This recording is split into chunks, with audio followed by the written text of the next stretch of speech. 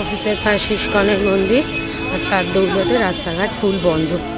CM আসবে, just হচ্ছে অবস্থা। ইস্কনের মন্দিরের বাইরে ঠিক এতটাই সুন্দর করে সাজানো হয়েছে।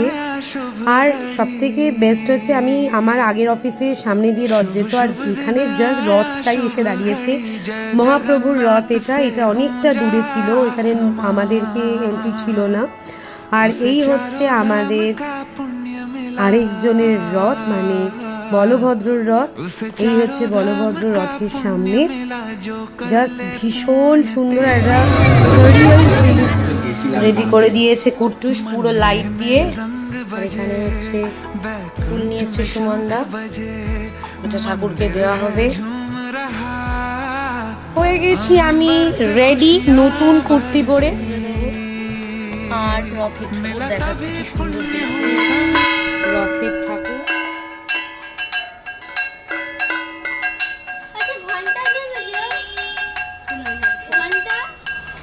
সবাই চলেছে, বয়স্ক সব মহিলাদের মাঝখানে। টেনে দাও বাবা, টেনে দাও, টানবে টানবে।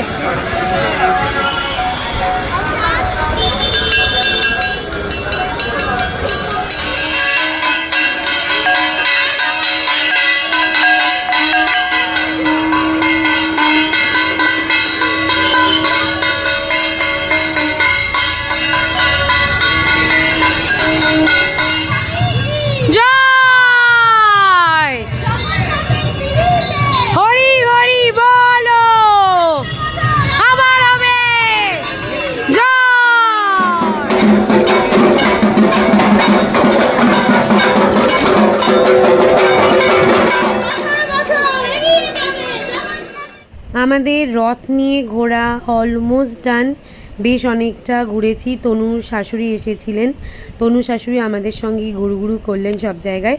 তারপরে এখন রথ যাচ্ছে আমার বাড়িতে, যেটা মাসির বাড়ি আমরা বলি। তো রথ যাচ্ছে এখন আমার বাড়িতে, উল্টো রথের দিন এখান থেকেই রথ বেরোবে।